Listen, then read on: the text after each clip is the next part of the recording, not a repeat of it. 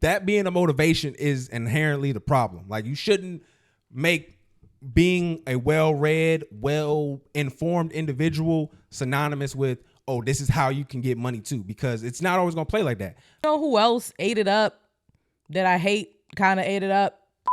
Kim Kardashian. Oh, she was stunning. She ate it up, and she was on theme, and she looked good. But y'all gotta get that hate out your heart.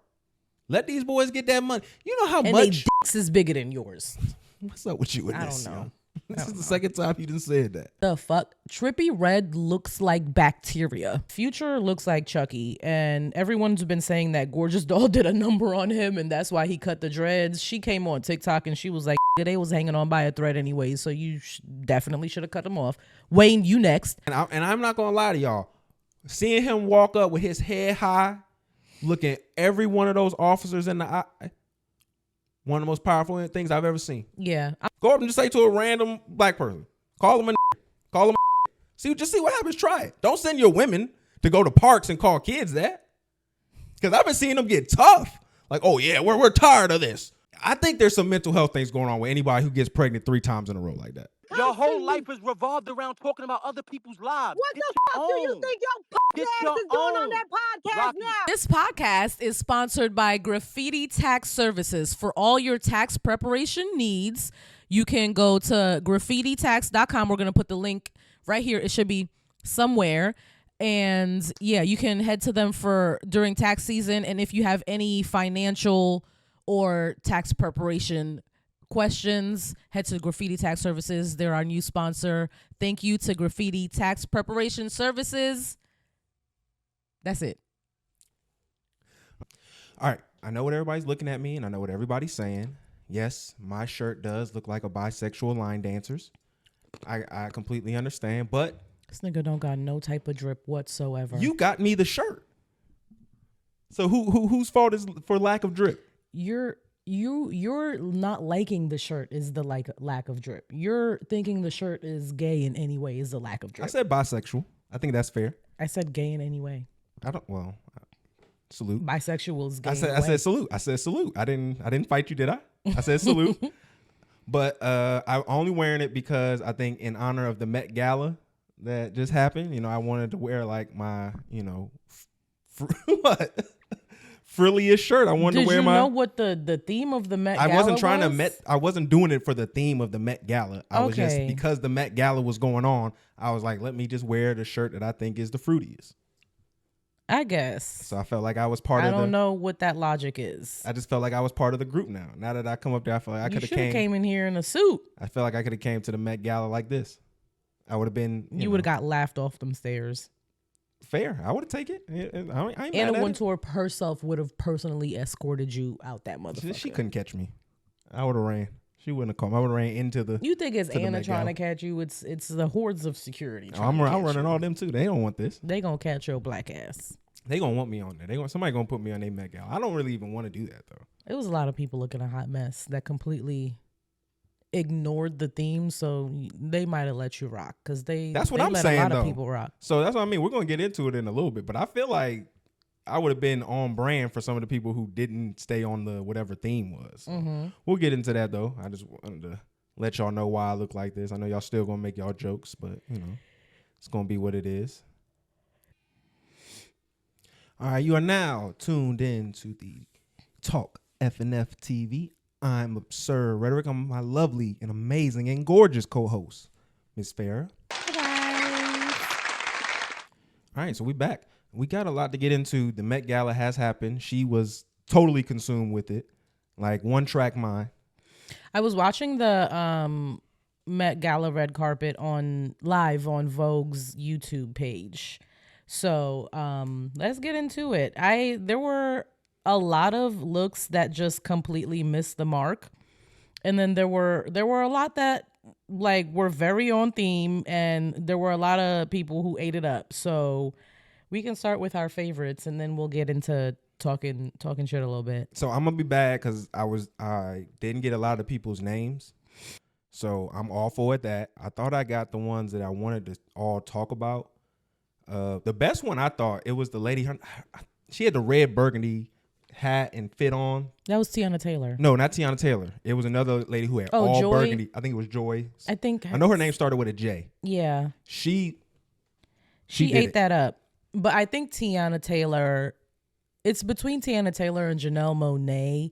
And I forget her name. So Laura Harrier, I loved her. I loved Coco Jones. Oh my God, Coco Jones. Immaculate. Teanna Taylor, Janelle Monáe really did it for me. Coleman Domingo was amazing. Like, I loved both of his outfits. So one of them was like an ode to Andre Neon Talley. He had the giant robe on because, you know, Andre loved his capes and his caftans. And then his second one was like a polka dot look, and he looked immaculate. You know who else ate it up that I hate, kind of ate it up? Fucking Kim Kardashian. Oh, she was stunning. She ate it up, and she was on theme, and she looked good. But that was her big one. Kim is always gonna eat the Met Gala. Like you can probably bet that she's the LeBron of this shit. Like you can't. I don't think so. What? She is the LeBron of this shit. Whatever socialite, influencer, whatever you want to try to label her, she the LeBron of it. I don't know that full cape look, Balenciaga, like if that wasn't in the repertoire of her Met Gala looks, and that one like Kanye look. LeBron folded with the Mavs, so it's okay. It happens. LeBron folded with the Mavs. It's all right. So we fall. What are you talking about? I was saying LeBron had L's, so of course Kim gonna take them, so she can still be Braun. Jenna Ortega, I like. Oh my bad. Oh, what did Jenna wear? Right here. It was. I don't think this is on brand. It wasn't really on theme. I think it was Balmain, and Olivier said that it was like an ode to construction and like sewing, I guess, which I do get, but it wasn't really on theme. But I appreciate the craftsmanship because it looks amazing. It just wasn't. Nicki looked good too. Nicki looked good. She looked really good. Doja looked good. I think the designer that won the Met Gala was Tom Brown, because Tom Brown dressed a lot of people and all of them looked immaculate and all of them were on point.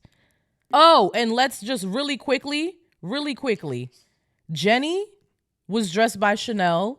Chanel is usually just on the red carpet, just doo doo garbage, but this time it was chef's kiss. And then there was another Blackpink member. I think her name is Lisa. And Lisa wore Rosa Parks' face on her panties. Oh, no, that's why I wanted to get into that when we talked about the ones we didn't like. That was crazy. Yeah. Y'all just let anything happen up there. This is the problem with it, because I kind of want to ask you a question about this. So is this like the first time a black theme has been kind of like center? Yeah. See, this is what I had the issue with, because they have this black, theme of, what is it, dandyism? Yes. So they have this dandyism theme, and I understand that it has a lot to do with suits and stuff like that, but it's a very tailored form of self-expression that like black people took in the 1800s, and it's like a form of self-expression and like bucking back at the system and taking what is theirs and making it ours. In a much better way. And I think that's cool and all, but I just have an issue with like the first black Met Gala, and the one thing they allow is having our women all in suits and all that other stuff. Like I was just looking at it like that was the main thing that stuck out to me, where it's like it could have been something that this is going to be a woman themed event. Have that around something that's more of a black woman aesthetic. A theme? Because like all the ones I didn't really like are the ones with the girls having pants on and all that other stuff. Like Cardi B. All the ones I didn't like are the ones with the girls who didn't have pants on. You didn't like Sabrina Carpenter? No, I didn't like Sabrina Carpenter. Louis Vuitton did a garbage job at most of the people that they dressed. I think I didn't like Louis. I didn't like Pharrell's lady. I didn't like Sabrina Carpenter's look, and I have to look into who else. And Doechii. I didn't like Doechii's look either. I think they missed the mark very much, and I think Pharrell needs to not be the creative director of Louis Vuitton anymore. So hold on, there's a few things there. Do we want to get into Doechii and what happened with her? Her yelling at her team. Mm-hmm. Do you have that one, or should we play that? No, we can play it. Okay, hold on. I'm gonna play that here for us. But I do want to get into that a little bit, and then also too, when you said about the Louis Vuitton, I think that would have looked good with Sabrina Carpenter's look, but apparently they weren't long enough for her, or they were too long for her, the ones that they had. Pharrell said that she's too short and he just preferred her in like a little bodysuit instead of pants, but that's just like limits of the creative director. Like there's different silhouettes that someone who's short can be in and it be impactful, but I guess Pharrell does not have that vision. All right, so here was Doechii. She was trying to make sure no one saw her look before she actually got onto the Met Gala carpet. And we saw it. So this is her team did a terrible job at covering her up. Give me another, no, stop. Give me another umbrella now. Another one right there. And another, whoa. Need another one. Another umbrella. Excuse me, more fucking umbrellas. Two more umbrellas. Right there. Two more umbrellas. All right, make a path, everyone. Clear a path. Move. Clear a path here. Clear a path. And do not let that one umbrella. I will not. So, This is extremely serious business here. okay, but that wasn't even worth it, though. She's been a fashion girly for mad long, and this is after the elevator opened and they took pictures of her outfit already. Okay, then so there is no reason to be mad. Like, you already messed up. No, because you didn't see the full look when the elevator opened. She was kind of like turned to the side, but still, like, she's frustrated.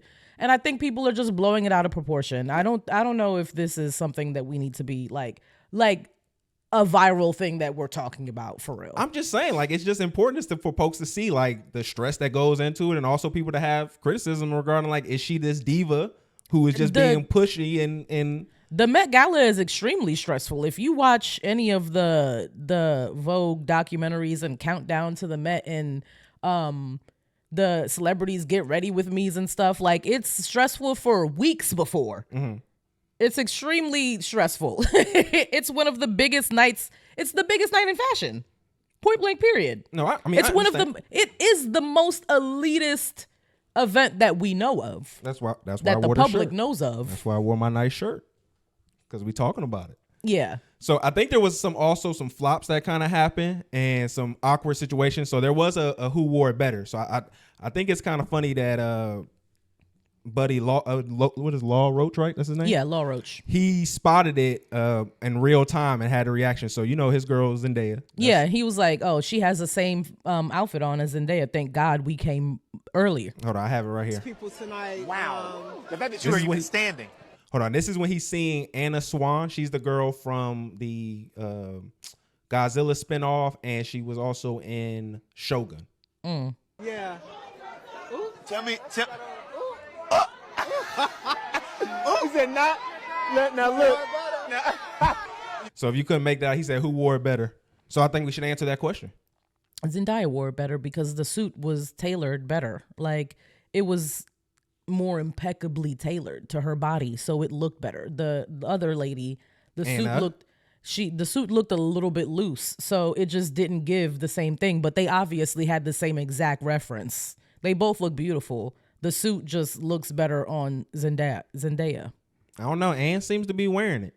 I initially liked Alicia and Swizz like when I first saw it, but then when I looked at it longer, I liked it even less. I liked the coat thing that she had on, but I didn't like the full look. Damson Idris, I don't know if everyone even noticed that he pulled up in a full F1 car with Tommy Hilfiger, and then he had the race car suit on. They pulled it off, and then he had the little like moment. It was very cute. I like that. Did you see the hate that was going on between the girlies? So you know all the stands was out because Megan, Cardi, Nicki, all of them was up there, and they was exposing your girl Megan. It was really crazy. They said Megan's look was horrible, just terrible. But I always expect Megan to show up on a red carpet and give us just like nothing. But she was the one that said the bar about check the Getty when you talking about the way that she looked. And because she was talking about Nicki's wrinkles. Because she looked like a little bit like you can finally tell that she's a little bit older. But did you see what they was pointing out with Megan? They was showing her acne all over her face. She I had a didn't- bad outbreak. I didn't see that at all. Oh, no, you that know was- who else looked amazing? They was tearing Megan up. Ego. See? Oh yeah, she doesn't. That looks like some hormonal acne too, because it's on the cheeks. That's too bad. That's what happens when you're still youthful. I'm kidding. I'm not even on one side or the other for real. No, you phony because you just went at a New York person. They was killing Nicki neck though. I ain't gonna lie. They were. They was bodying the necklines, and I felt like they wasn't because they showed pictures of her when she was older. They was there too. Those was always something she had. Yeah, she just had Y'all a chubby are just neck. mean people. Sydney Sweeney looked terrible. I mean, she looked beautiful, but like she was not on theme, and she gave us absolutely nothing.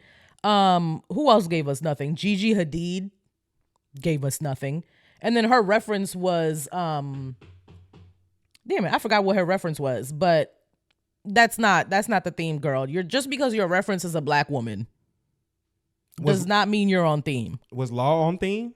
He was. I did not enjoy ASAP's look. He said on the carpet that he designed it himself, and then he pointed out the little boxers. The most exciting part of his look was his umbrella with the like gun cane thing on it. But other than that, he also said he loved his black women. Mm-hmm. I felt like that was coded. And then Ayo Adibri, amazing. I love the coral. It was like a nod to her Nigerian heritage. She looked really good. And then those were all the standouts for me. Like, I don't really remember anybody else. A lot of the guys, there were a lot of guys who did the damn thing. Shabuzi with his turquoise, he looked really good. Weak. And then the grill and the like, it was really, really like phenomenal. And then I love the wood grain texture on the jacket, and then the black and the turquoise. That's literally what I want to do for my Cowboy Carter like look. It's gonna be black and turquoise. So I like this. It was really pretty to me, and it got the job done. Who else of the men got the job done? Louis Turner, that's his name. The one of the heads of the one of the chairs of the Met Gala. He turned it out. And then you know who else was a chair of the Met? LeBron James didn't show up. Savannah showed up. He tore his MCL, or he sprained it, so he's hurt. Oh, okay. I didn't know that. I didn't know what was going on. But I just know that he was a chair of the Met Gala and then decided not to come. And I didn't know what was the reason. And Andre 3000, too, showing up with the whole piano on his back. That was very that was a moment. Okay. So I do want to just kind of get into some of like the bigger things. Cause like I said, this is just an event of gaudiness. It's nothing. The charity is for like an art costume place. Like none of this stuff actually really changes society. But I do think it's a bigger point just to discuss like why they picked this certain theme and the idea of like having all of these women, you know, in this particular outfit, and it's our women more often than not. And I just feel like I was just sitting here really pondering it like most of the day, like why would they pick that theme out of all? Do you know of any like background for it or anything like that? No, they don't tell why they pick the theme that they pick for each year, but each year is a different theme. Because my thing is like, you got to think about when they do allow us moments like this, because this is a moment where they allow us. This isn't no black revolutionary liberating moment. This is a moment they allow for us to happen. You got to ask yourself, why do they allow this particular one to happen? There might have been we don't know what the Met theme process is at all. It might be a bunch of people submit their ideas and then Anna goes through them, or they have presentations and then Anna picks one, or it might just be Anna who just comes up with it in her head. It's probably the first one, but I would assume that there were a lot of black people in that building, Condé Nast, that really wanted like a blackety black Met Gala. They did China Through the Looking Glass a couple years ago, which was 10 years ago. It was amazing. It was probably one of my favorite Mets. But yeah, I think it was interesting. Future cut his hair. Yeah, Future looks like Chucky, and everyone's been saying that Gorgeous Doll did a number on him, and that's why he cut the dreads. She came on TikTok and she was like, "Nigga, they was hanging on by a thread anyway, so you definitely should have cut them off." Wayne, you next. And he looks stupid. Like, why did you dye it? You should have just kept it natural. Maybe just got a fade. Like, it's like straight a little bit. Like, you didn't want to like. get the little like wave, like the brush with the holes in it, so you could at least get a little curl in there. Like I feel like he cut the dreads, and then he literally looked like Chucky's son. But you're not peeping what's going on with Future right now. He is clearly in a crisis where he's trying to redefine himself, even especially, which is crazy after the year he just had last year. Mm-hmm. But I think it's very obvious that you do this drastic aesthetic change to you. And then even if he looked like he was St. John, like that's who he looked like he was trying to imitate, was St. John. Yeah. And so it's like, I can just see where now he's just going into a rebrand. I think it's an overcorrection for no reason. I think you had at least on lock for another 5 years. And whatever you and your team was doing, wasn't on lock for another 5 years. Man, he could have put whatever he needed to make that shit look normal. You got enough money to pay whoever you need to make that shit. When the structural foundation has given up, you give up with it. You can get a cap. They got dread caps you can put on. You'd have been straight, dog. This nigga wants Future to be up there with a weave. That's crazy. I think Future.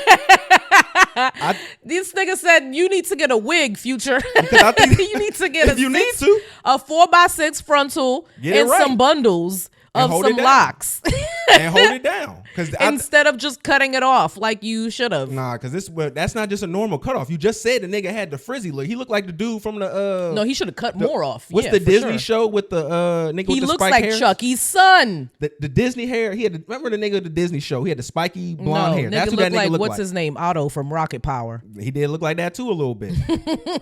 I'm just telling you, Future is going through an issue. I think we're going to need to explore that more.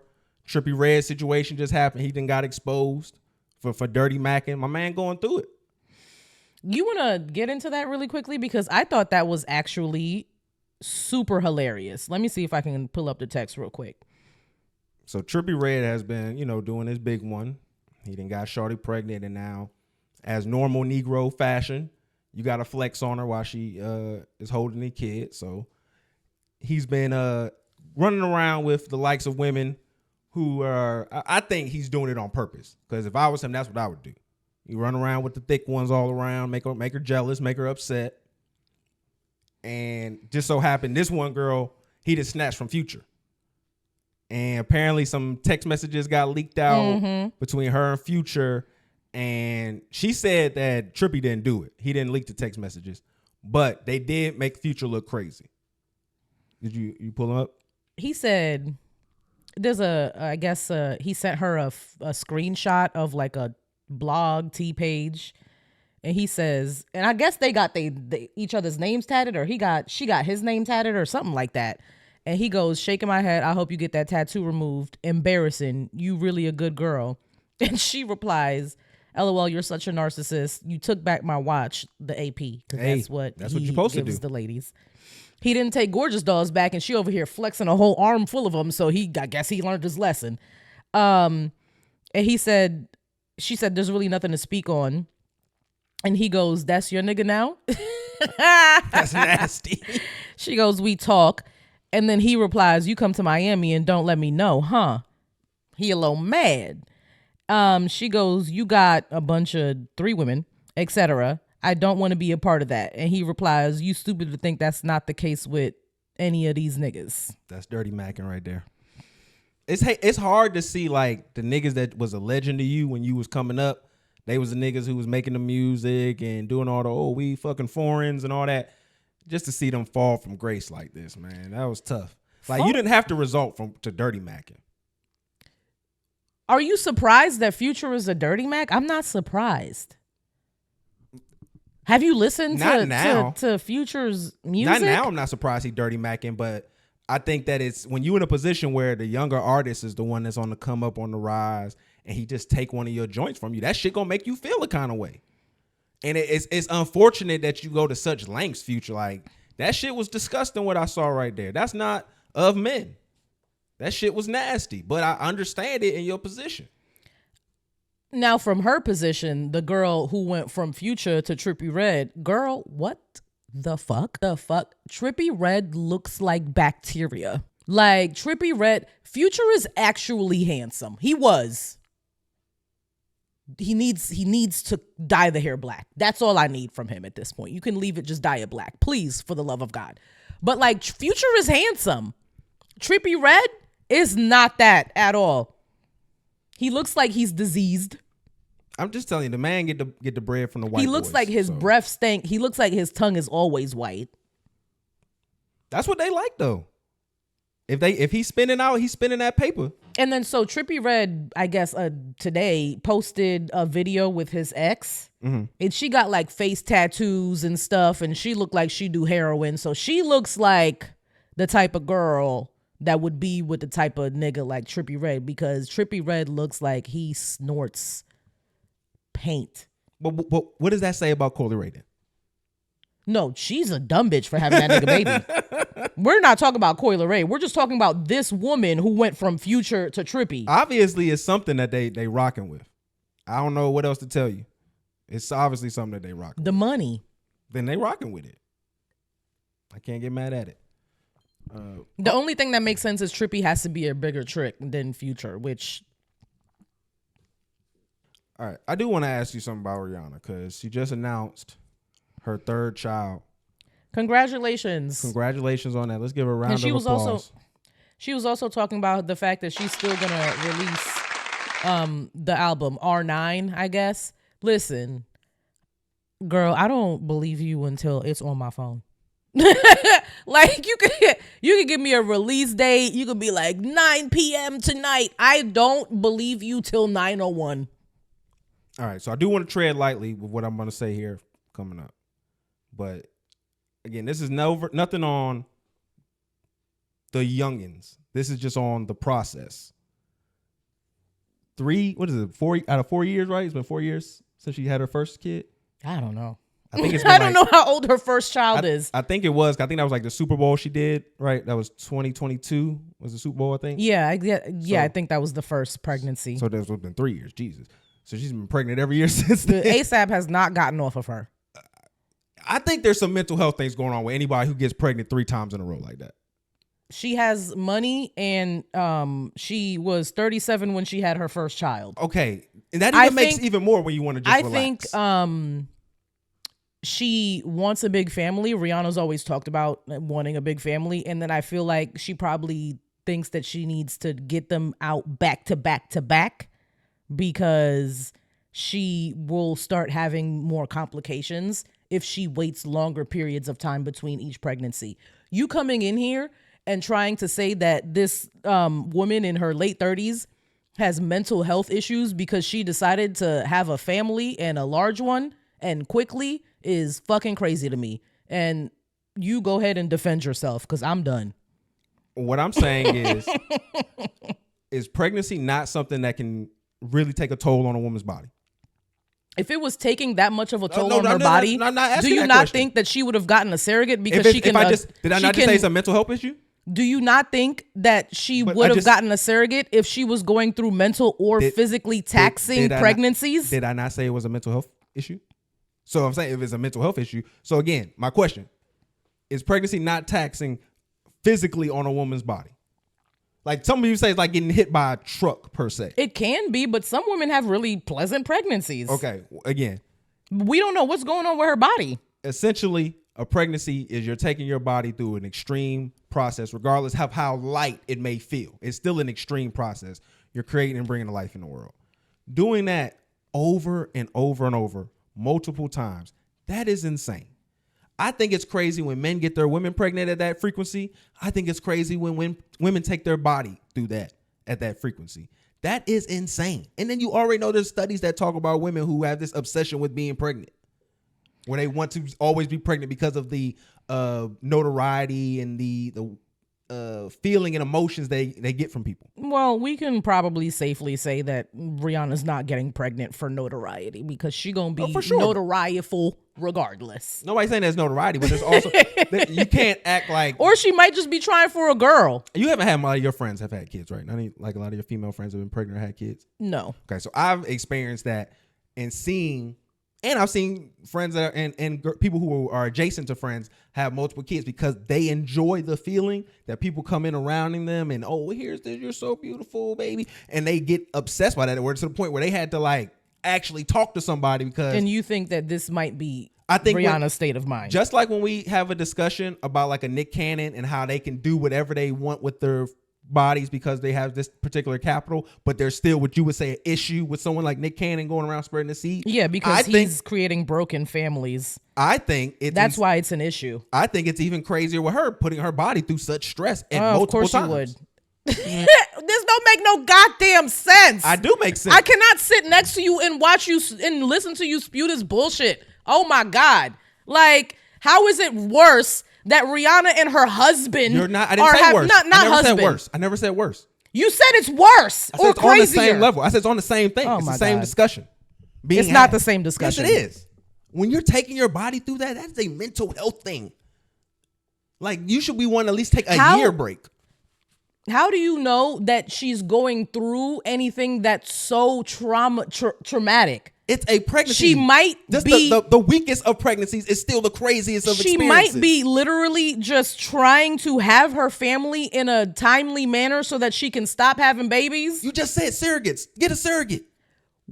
Why do you would have to take your money, your body? Why the fuck are you sitting here telling her what the fuck to do with her body? I'm asking questions. Jesus Christ! Why are you asking questions about her body? Because I have questions. I want to know. You present these things to us for us to view, and I now have questions and concerns because that is wild. And then she always hides her pregnancies till she can't anymore. Like, I don't think she presents things to us. She's a public figure. It doesn't have to be about us. And we see her. It could be, and that's simply it. It can just be about what you feel amongst the people in your community during that. So it doesn't necessarily have to be a fame-driven urge. Her first child was born in 2022. The second one was born in 2023. And now 2025, 2 years later, she's pregnant. That's not crazy.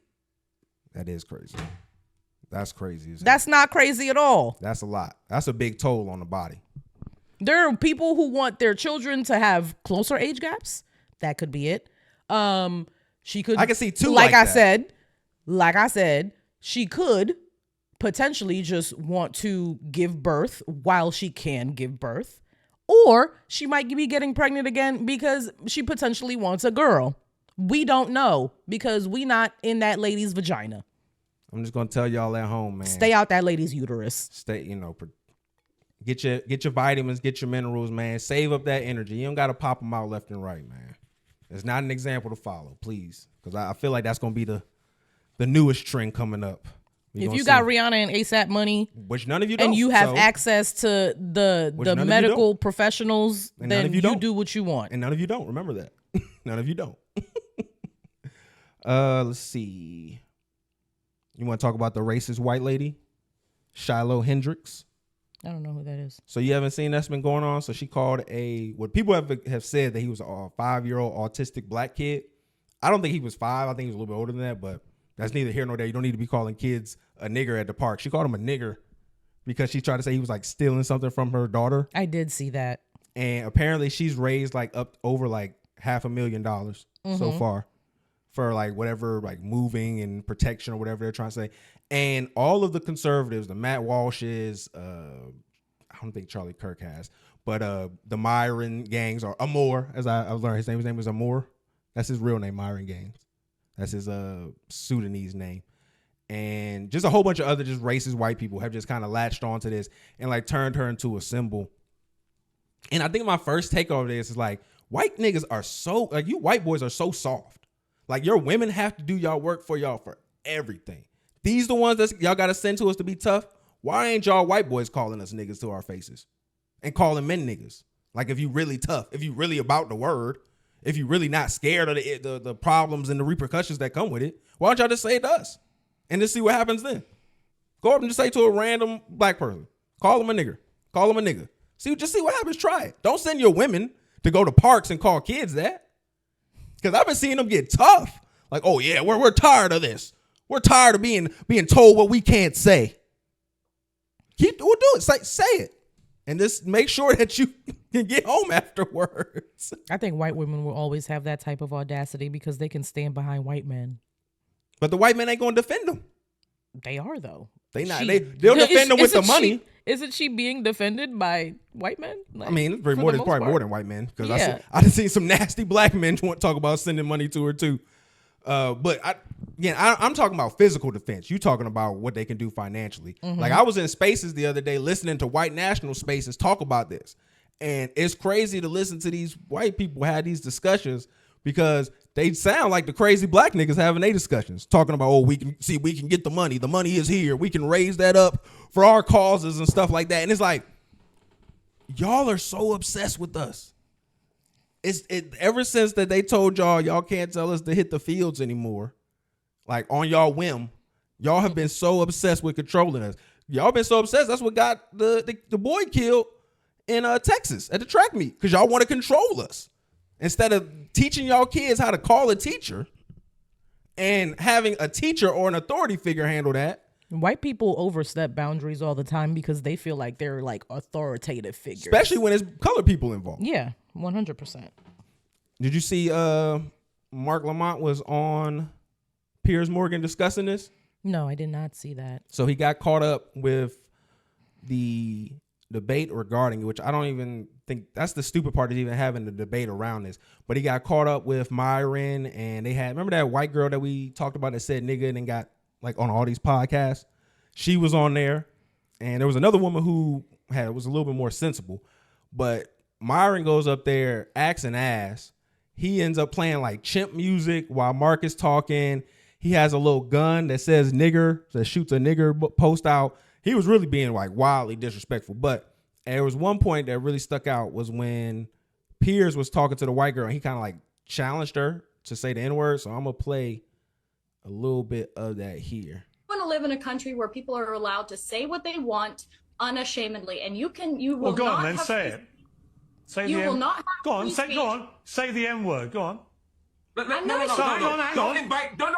No. I don't want you to invite this woman to say a racially harmful term in front of me, because I'm the only on here. So if she says it, I'm the victim of it. So please don't invite her for ratings to call me the N-word, because that's basically what it's going to be. There's a bunch of white people up here. You and one Uncle Tom on the left here, and to ask her to say the N-word while I'm here is ridiculous. You would not sit here with a Jewish person and say, please use a Jewish slur in front of this Jewish. It's ridiculous. I understand you don't have any bad intent, Piers. I understand what you're trying to do. But we already know she's Marc, I racist, hear you. and I don't want to invite a racial harm to me. I hear you, and I accept that, and we'll leave it there.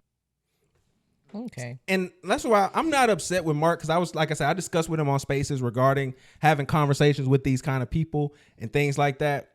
But I want to talk to people more about how you actually address these kind of clowns, because there is an art to it. You can't just fight them with logic. You can't go with reason. You can't go facts. You have to play their game.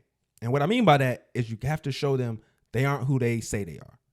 So when you go to a clown like Myron, and this is what Marc did on his live where he talked about it, you should never have called Myron by that name. You should have called him Amor the entire time. Make sure everybody hears his Sudanese name every time you address him. Mm-hmm. That's the only, but he didn't know Myron was going to be on there. So that's why I got to give you grace on that. But this is how you want to handle them, because they aren't, he is a clown. And as you represent, like I said, he is just someone who tries to act like he's an African American, say racist charge things against black people to gain a white audience. He's just a dude boy and a clown. We discussed on here when they was calling him a sand nigger in Spaces to his face, and he was acting like a little hoe. So that's what I mean when you got to address that. You have to point out the fact that they are clowns and that they are do boys for it. He did call my Uncle Tom. I did appreciate that. But you got to understand, these people don't fight fair. They don't fight with reason or logic. Candace Owens, all of them. You have to attack them where the idiots that they show themselves to be, and to show them that they are not consistent in any of these arguments that they have. But it's easy to fall for the clips, because even Myron was cutting up clips and all this other stuff, because Marc is going to let these people talk. So even when they're spewing all of these lies, misinformation, and stereotypes, you kind of get stuck in the actual parameters of, respecting the program. Yeah, because you can't all speak at the same time, and you can't cut people off even though they're spewing nonsense garbage. You have to let them get their shit off. I don't know if you could trust Piers after pulling the couple moves he done pulled on you a few times regarding this. The Israel-Palestine conversations they had. I think that this might be something you might want to recheck with. I know he's a good colleague of yours, and y'all both had they've been ostracized in the media but for takes that they've had before in the past, so I can understand where there's some camaraderie around that. But Piers be trying to set you up for failure, man. He can at least tell you who's gonna be on the guest, so you can know and prepare yourself. Mm-hmm. Like I think that's, even if that's something he does for everybody, where it's just a random thing, I don't think that's cool. That shouldn't be something that people be comfortable with. Either that or you just need a folder in your phone of just like for all of the conservatives that you know might pop up on these panels with you. Just like a little like just have like an extra little Rolodex of just what little bombs you can put. Yeah, for you need to be prepared for these motherfuckers. Myron and like that. Now they're doing this thing where they go on school, college campuses and they talk to kids and they have these quote unquote debates where they just cut up and show the ones where they make the kids who are uninformed look stupid. Mm-hmm. And I just feel like right now, the way that they've been pushing that and the way that content's coming out, we have to get on the offensive on people who are opposite of this. Like, I'm talking about just, we don't even have to be on the same side of the left. Like, I mean, we have to just be addressed this kind of misinformation at the head, because if it bleeds out into common thought even more, we just seen what happened. Like, we can get into the situation that just happened with the gentleman that was arrested for killing an officer. So, I think his name was Rodney Hilton Jr. Yeah. He was arrested for killing an officer, and his son, who was just involved in another incident, which they accused of being alleged stolen vehicle, but with more information that's been coming out. Oh, Hinton? Mm-hmm. Okay. I apologize. But no, his son was an alleged, what they said they believe was a stolen vehicle, but more information has been potentially coming out where they're believed that it may not have been stolen in the traditional sense, but actually stolen in regards to like there was back on payments. So in the system, it looks to the police as just stolen, like a universal stolen, but this is just they didn't pay the vehicle off, and so now they can tow it away. Yeah, they don't necessarily own the vehicle anymore because they missed their payments, and so that's where they said this turned into. And I don't know if you've seen, like, there was a clip of either his cousin that was talking about apologizing because his brother because Ryan wasn't supposed to be in the car. But Ryan runs out of the car when the police come and they shoot him, saying that he pointed a gun at them while he's running away, which doesn't make any sense. That's always the case. These black men are always like running away in like modes of self-defense or something like that, or in fight or flight, and then the cops feel like, oh, they're in danger. If you constantly feel like you're in danger, you maybe shouldn't be a cop. No, I mean, that's exactly what his words were saying. He feared for his life. They always fear for their lives. It's part of the protocol. They tell you that, they actually tell you to say that in your training. But no, I mean, people would love for us to come up here and either like be like one side or the other in regards to our feelings towards Rodney. When you live in a world where you see your people and people who look like you getting killed, getting unfairly tried, getting unfair bails, being part of the group of people who are the largest people who are convicted incorrectly in error. You know, when you just look at that and all the disadvantages that come with being black, and to have your son lose his life in that in that type of environment, that type of way, in that harsh, gruesome way, that's going to turn somebody into a person who will act rash. And even though he didn't go after, like, this isn't like premeditated in the sense where he hunted down and found the officer who shot his son. No, he retaliated by killing the first person he saw with a badge. And in this situation where you feel like your son is never going to get the justice that he deserves, you know he's not. Why would you feel anything other but to sacrifice yourself for him, so that that person who killed him knows that you killed another officer because of your actions? Yeah. What you did to my son is why now officer and his family have to go through problems and issues, and you got to live with that knowing it was your fault. Yeah, even though he had nothing to do with it technically. And I'm not gonna lie to y'all, seeing him walk up with his head high, looking every one of those officers in the eye, one of the most powerful things I've ever seen. Yeah, I'm glad he didn't like hold his head down. I'm glad he kept his head up and looked at all of them in the face. They were dead ass just trying to intimidate him in that court, and it did not work. He was not intimidated one bit. He didn't seem ashamed. He stood on business, and there's like, I have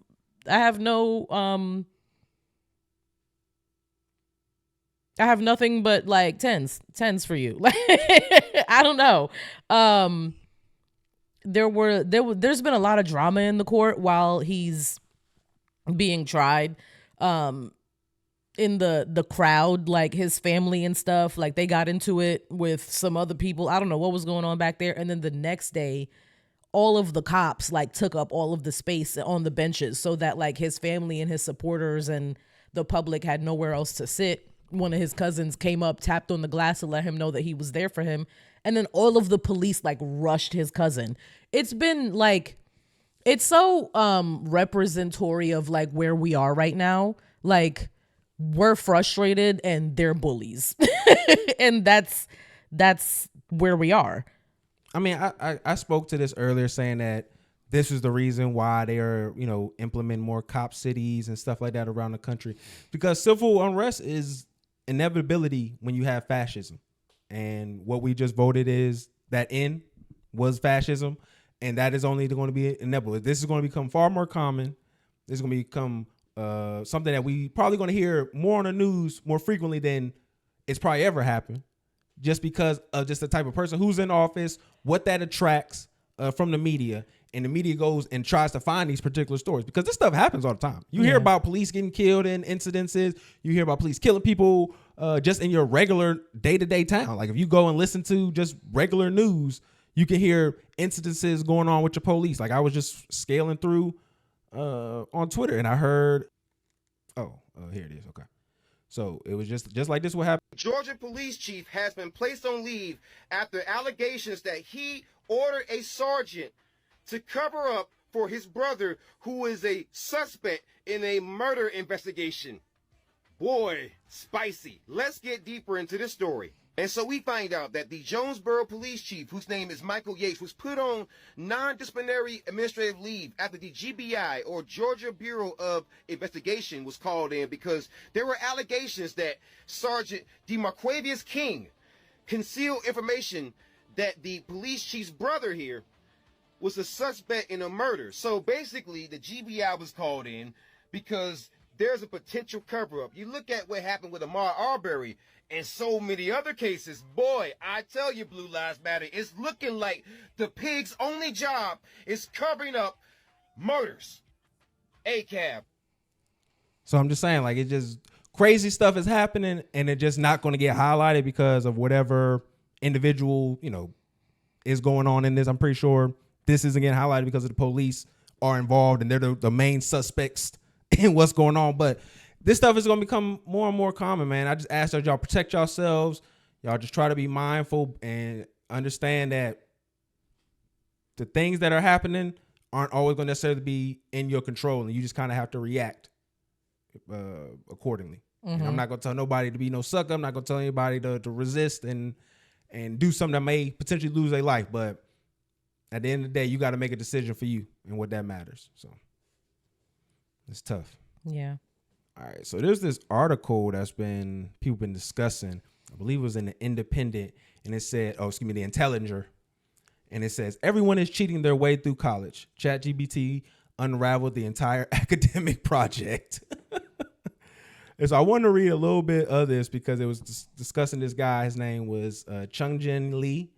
And he said he stepped into Columbia University campus this past fall and by his own admissions proceeded to use generated artificial intelligence to cheat on nearly every assignment.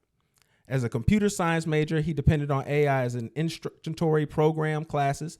This is what he said here, I quote, "I just dump the prompt into ChatGPT and hand in whatever it spat out. By his rough math, AI wrote 80% of every essay he turned in. At the end, I'd put the finishing touches. I just ensured 20% of my humanity, my voice into it," Lee told recently.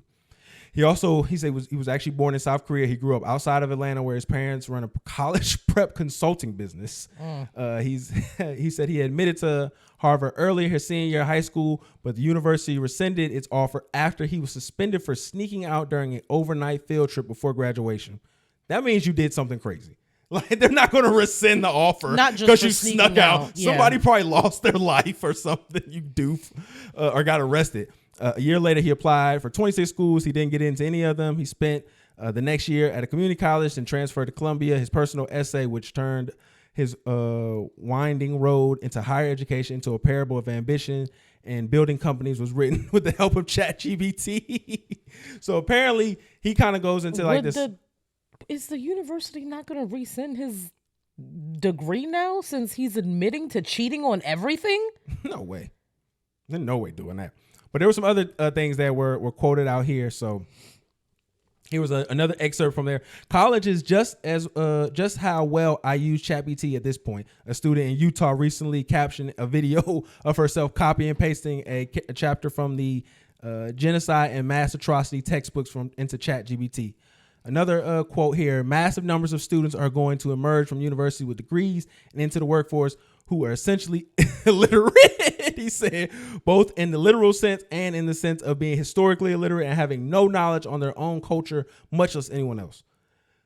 This has been something I have thought about a lot because I'm like, if people are using this, and in all honesty, you don't really have to do much to change an article around to make it from your own words, because that's all. Honestly, when I was in school, it wasn't ChatGPT what I did, but I would take the syllabus, or if they had a template of the article, of what the teacher was looking for, I would just put my information and plug in place. So like, say if it was the introduction was the first sentence, I would do an introduction of my own.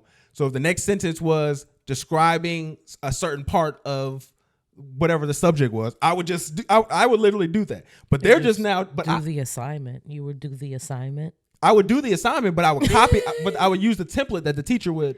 I would do it based off the template. That's not doing the assignment. It's fucking doing the assignment based off the template. That's what you're supposed to do. Are you not supposed to use the template that the professor gave you to do the assignment? That just gives you an idea of what to expect. But I was literally I would read the sentence, understand what the sentence was trying to say, and then make up my own sentence based off of that understanding I got. So it was literally a 1-for-1. Then that's not what you're supposed to do. You're supposed to write and have it lay out your point or whatever. I'm saying I was doing what the ChatGPT does, but just with a person, and I still had to learn what I was talking about. I couldn't just glaze over the details and the important information and then just add my thoughts about X, Y, and Z, which this nigga was essentially doing. Yeah. He literally knew nothing about it. He just had an opinion, and he's freshened up the word so that it wasn't, a 1-for-1. I've seen kids have like these transcribers on their like phones, laptops, or whatever, listening to the entire lecture, and then it'll tell them to make them like a study guide or flashcards or something based off that lecture, or like give me the main points, and they'd be like not paying attention in class the whole time. That's what I would be doing. For sure. I'd be like, listen, not just record, listen to this for me, and then give me a little study guide based off of this so that I can actually learn what the professor said, but not in this long-winded ass way that they just gave it to me. I'm so jealous because we did not have that when we were in undergrad. Oh no, we didn't have anything close that could break it down like that. Yeah, like make you whole study guides. But these kids ain't doing the study guide though. They skipping that part. Yeah, no, I'm saying that's what I would. That's what I. That's the crazy part about it. They over here skipping the whole study guide and saying, "Nah, you just write the information." And it's just detrimental to our society. I don't think people understand that. There are some fields though that you have to have the information to even get past to a certain point. Yeah, you can fake it to a certain point, but like you're gonna get figured out at one point or another. You can't become like a lawyer or a doctor or something like that without actually knowing the information. Well, it depends with the lawyer and the doctor point, because a doctor depends on what kind of doctor you're gonna be.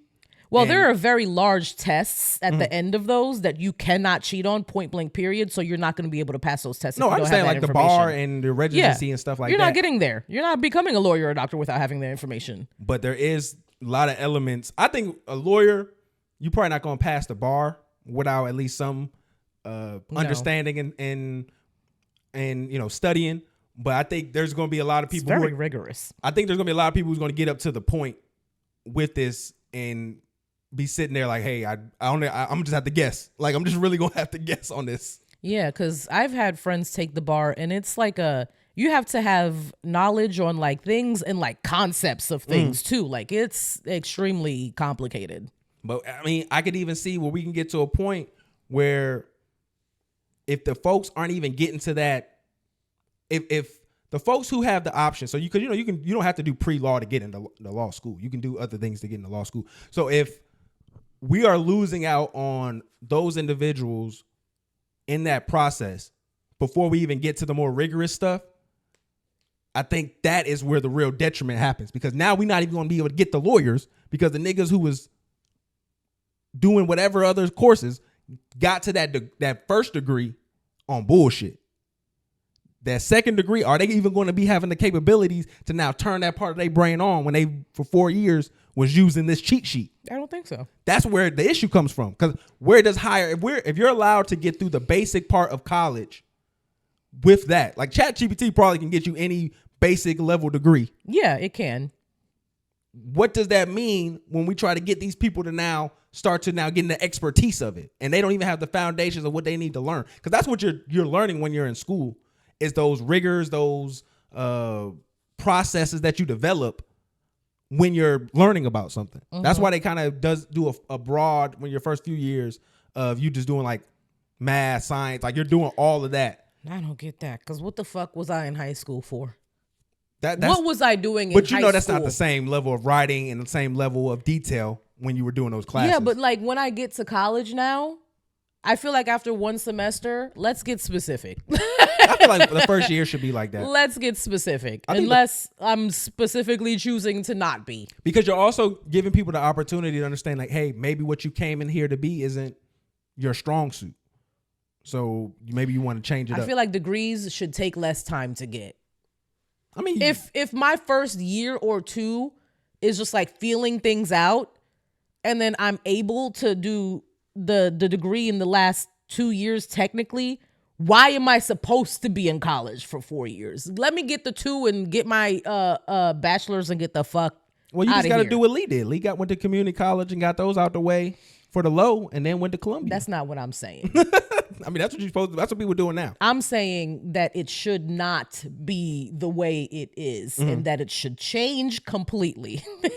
I think another issue with this is too, because it's not just a failure with academia. It's also a failure of how we have value education. And I think that's one of the things that our generation was sold a lot of BS on, was the idea that education was going to turn into capital. Mm-hmm. And that being a motivation is inherently the problem. Like, you shouldn't make being a well-read, well-informed individual synonymous with, oh, this is how you can get money too, because it's not always going to play like that. Honestly, it's probably better as an individual to you to just focus on one thing and not be well versed on what's going on, or have a good understanding of a lot of stuff, because then you don't have a mastery of anything. Mm-hmm. And in the real world per se. So that's why I think when we have this value of education, we lose. When we have this devaluing of education because we want to only get to value our pockets, we see where we develop all of these problems, and these folks who don't care about learning anything. Like, you don't care about anything that you're doing if you're using ChatGPT. It doesn't interest you at all. It doesn't. No. You have no passion for it, because if you did, you would at least focus on this one course or this one class because you liked it. And I think we're just losing that out, and we're killing our thoughts and passions for things because we are so focused on the end goal. I think if you're not passionate about something, then you shouldn't be in college. But a lot of people don't have that option. A lot of people have parents that are like, college or nothing. So you have to go, and then you kind of just have to like bullshit it out. And if that's the case, then go ahead and ChatGPT your way to a degree. It says right here, I asked Wendy if I could read the paper she turned in. And when I opened the document, I was surprised to see the topic, critical pedagogy, the philosophy of education pioneered by Paul Freire. The philosopher examines the influence of social and political forces on learning the classroom dynamics. Her opening line, to what extent is the school hindering students' cognitive ability to think critically? Later, I asked Wendy if she recognized the irony in using AI to write not just a paper on critical pedagogy, but on one that argues learning is what makes us truly human. That's funny. Hey, man, like, I think that's very ironic. Overall, man, we're cooked, man. We're cooked because we don't value nothing. We have no passions anymore. We're cooked. It's awful. It's really sick. All right, so Trump is on a historic run of stupidity and is getting exposed in real time. So this past week, he said a few things that I'll just read right here. The movie industry is dying in America. Very, very fast step, very fast step. Other countries are offering all sorts of incentives to draw filmmakers and studios away from the United States. Hollywood and many other areas within the United States are being devastated. It's a horrible thing. It's a horrible thing. And this concentrated effort by nationals is therefore a national security threat. So he said that movies not being made or produced, whatever he was like, because people are trying to fight over the words that he's using here. Movies not being made in America is a national security threat. Not only did he do that, so apparently there was a movie night at Mar-a-Lago this past weekend. And I think this is where this stems from, because he also watched a movie, the Clint Eastwood movie about Escape from Auschwitz. Or not Auschwitz, what's the name? Alcatraz. Escape from Alcatraz. This nigga, the next day on Monday, I want to reopen Alcatraz. They had one person get out, but we got him. The sharks got him. But I want to make it better than that. No one's ever going to escape with Trump. That Alcatraz is a museum. That confirms like what I think Trump be doing. He just be like coming across things and then trying to put it into effect in real life. And it's like, that's a movie for a reason. Like, it used to be a real place. Like, yeah, I know. But there's a reason why they got rid of it. It was too expensive. It didn't make sense to get people on a cruise to fucking a prison when you could just have them on the prisons on the main land. Yeah. Like, and they still don't get out. And then it's scary to think about. Like, this man is literally making ideas of how we should run the government by having a weekend at Mar-a-Lago. Like a movie night at that. A movie night. And even this last thing, like it's so evident what this happened. So Trump has been the president of, we need to deregulate everything. We need to let people come up. But then he's just at Alabama before his little weekend getaway. And guess who he talks to? Who? Good old Nick Saban. Good old the ex-coach of Alabama, who recently left because of how NIL is being done in regards to the players having more autonomy and things of that nature. And so he says to Trump, we need to regulate this.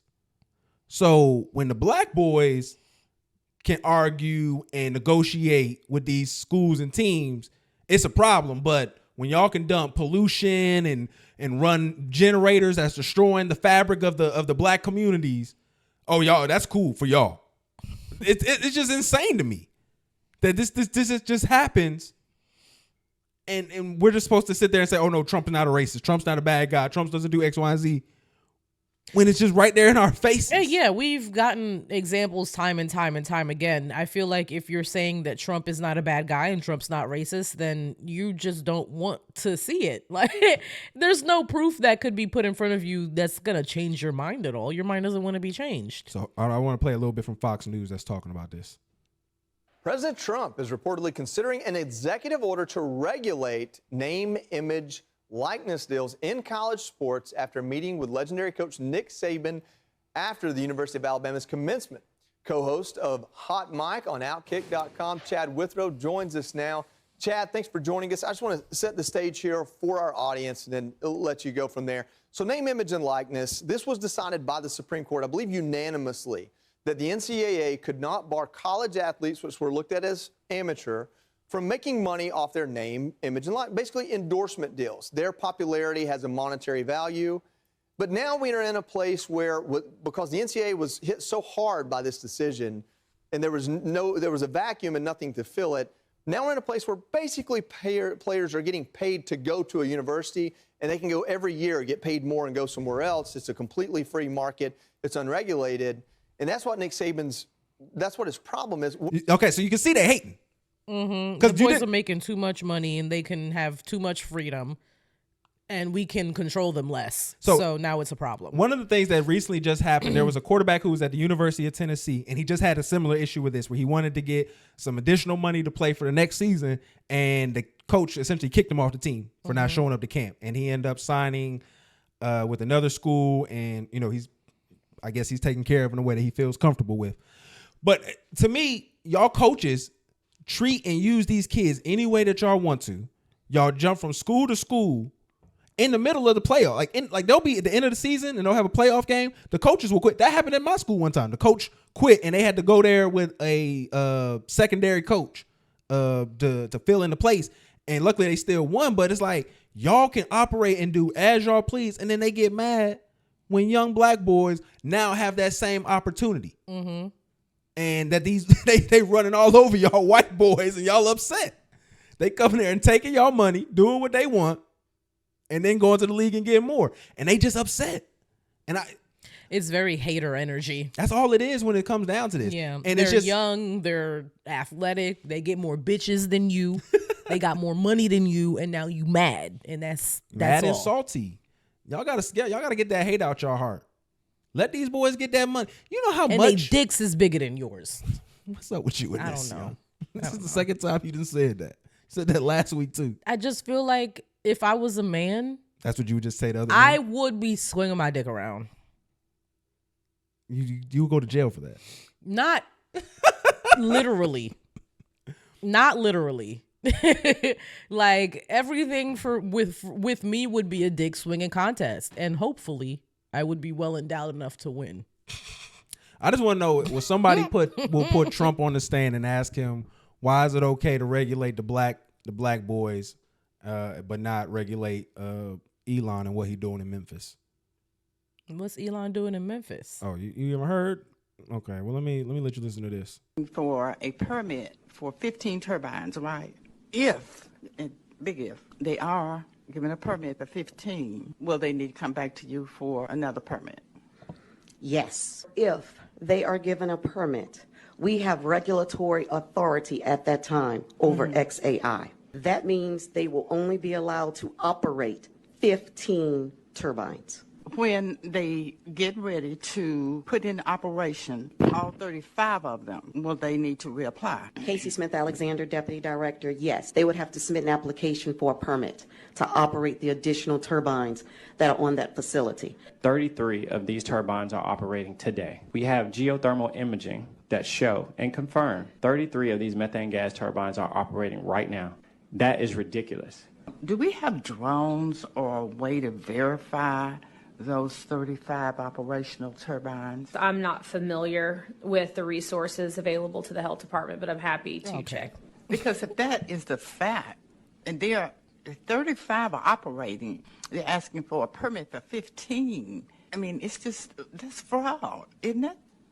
So we need to get on this in a different way. My understanding is that there are turbines that are in operation now, and they have not been permitted to do so.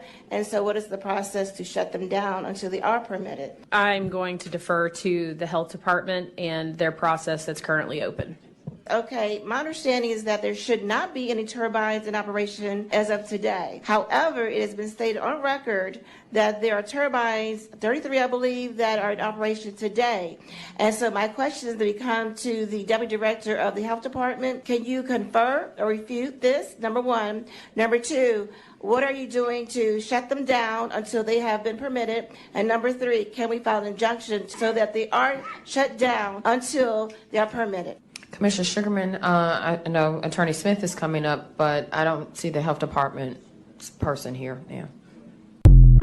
She has no answers.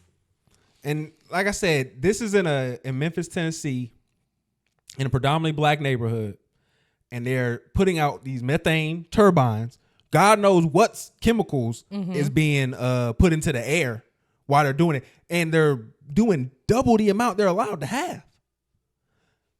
That's what I'm just saying. Like these things have to be talked about and exposed. Yeah, you're right. More than double. But I mean, it's just, that's crazy. When it comes to like what Trump regulates, it's not crazy because that's his man's, and of course, like that's not going to be regulated, and he's gonna be able to do whatever the fuck he wants. But when it comes to like black boys making money, of course, we have to put our foot on their necks because they can't get too successful too young. No environmental harm happens when black niggas get money from football. Just so you know. Only to young women. Come on, dog. That's fucked up, young. Emotionally, environmentally, and physically. Football has, especially college male with cop dollars. And that's the ones without concussions. College football is already the ones with concussions. That's a whole nother book. A lot of them brothers. That's not even another page. Falsely that's another accused, book. though. A lot of them brothers was falsely accused, and a lot of them brothers were rightly accused. Also, too, I got this last clip right here. I want to show Trump is doing waste and abuse. And our girl, Jasmine Crockett, is on the case. So, Miss Goss Graves, I want to play a game. It's called Trump or Trans. You ready? Okay. So I'm going to ask you a question, and I want you to tell me whether or not it is Trump or trans people that are responsible. You understand? Got it. Okay, very good. The first one, gutted medical research. Trump. Kidnapping Americans and sending them to foreign countries, a.k.a. deporting them. Trump. Driving us into a recession. Trump. Increasing the cost of everything. Trump. Waging an idiotic tariff war. Trump. Harming farmers. Trump. Ignoring the Constitution. Proposing to take away Social Security. Trump. Cutting health care. Trump. Firing government workers who keep our country safe. Trump. Encouraging an environment of hate and divisiveness. Trump. Thank you so much. This committee could be engaged in actual oversight of fraud, waste, abuse, and mismanagement. So let's talk about waste. Like Trump's plan to spend almost $100 million for his little birthday parade. Or how he spent 25% of his first 100 days golfing, costing taxpayers tens of millions of dollars. In fact, it's a little bit over $30 million at our last estimation. In fact, President Trump is on pace to spend more than $1 billion of taxpayer dollars just on golfing. Yet the Republicans have been silent. So they must think spending taxpayer dollars on the president's golfing trips is more important than providing health care to their constituents. And when I talk about constituents, we're going to talk about the ones on this committee. She be up there killing shit. But $1 billion, on pace to spend $1 billion on golf trips? That's insane. My question is, it's probably like Secret Service and stuff like that sure. that's around it. Because he's paying for his own like memberships and shit. I mean, it's probably if he's at his golf course, he's not paying no membership for it. But the transportation of him, everybody that's with him and all the other stuff, like the security measures that have to be taken, that's millions of dollars to do that. Like it costs. I remember Joe Rogan was talking about when he did Andrew Schultz podcast, how much money it costs for him just to move around. So I can only imagine if you add the president of the United States. No, Joe Rogan said that. Okay. How much it costs for him to move around to do the interview with somebody else because of how much stuff he has to bring with him. Mm-hmm. But no, it's insane out here, man. I just wanted to put that y'all frame of mind, let y'all know what's going on out here. Did you know that the first family has to pay for like their own groceries and travel and everything when they're in the White House? Mm-hmm. I didn't know that. I just assumed that like taxpayer dollars were paying for their groceries and stuff. But they Michelle Obama had to like pay for her own grapes. That's crazy. That's why I just think that's a little crazy. That's why Trump does the little flex where he's like, "Oh, I don't need the salary. I'm going to donate it." But the salary isn't that much though. That's $400K. Technically, you're considered a 1%er or close to it. But like in my head, I just think that it would be more for some reason. Well, you're a lady, so you got crazy numbers. You would think it would be, he's got to be a billionaire. He's the president. I didn't say billionaire. That's a wild amount of money. Because I feel like every relationship shouldn't be based off of sex, but every relationship is based off of that. I don't think so. 100%. You can't tell me nothing different. This is what I feel, and that's why I'll never be in another relationship because it's always based off of that. So you're not going to be in another relationship? Hell no. For what? Because it's going to be based off the sex. Once that wear down, you're going to go find somebody else that's better. Yeah. But it ain't going to be based off of... This is the thing. How old and is listen this nigga? carefully. I'm listen listening. carefully. I'm listening. Relationships... Let me tell you what marriage is all about. Or let me tell you what marriage is. And who's marriage for. Marriage is for old people and poor people. Okay, so let's get into that. Why? Because when you broke, our parents, like my moms and all them, they married on a merit of like, okay, we're going to put our incomes together, have all these kids, and then when our kids, we're going to have 5, 10 kids back in the 60s, all them, they're going to have 5, 10 kids so they can work and bring income. Yeah. So you poor. So you married for that. And now when you get old, somebody that to be by your side to take care of you. Right now, my mom got married. My mom never been married in my lifetime. She got married when she was 70. Wow. It was perfect. She had somebody by her side the whole way through. Wouldn't that be in your lifetime? I think he had a point though a little bit. Like, I think we have this idea like being poor and having this like, is this like extreme poverty or whatever when he's describing that. I think when they say being poor, I think he's just saying like, well, my opinion of it would be, it's not, if you're somebody who has individual desires and grandeur, like if you discuss yourself and identify yourself and the first thing is like your job or the amount of money you have or the things that you have, I think that marriage isn't probably going to be somebody that's for you. And I think when you get to a lot of high ambition, high risk, high reward kind of fields, you aren't really the kind of person who can have a partner because you have to accommodate, you have to acquiesce, you have to do certain things that if I'm a winner, I'm not going to do that. Like, I'm a winner. I don't have to do that for no one. Mm-hmm. Winners don't have to acquiesce for anybody. People acquiesce for the winners. And I think when you have that mindset, which I think we're socialized heavily to have, I think that's why I guess I see a lot of people would agree with this. What do you think? I agree with him. I'm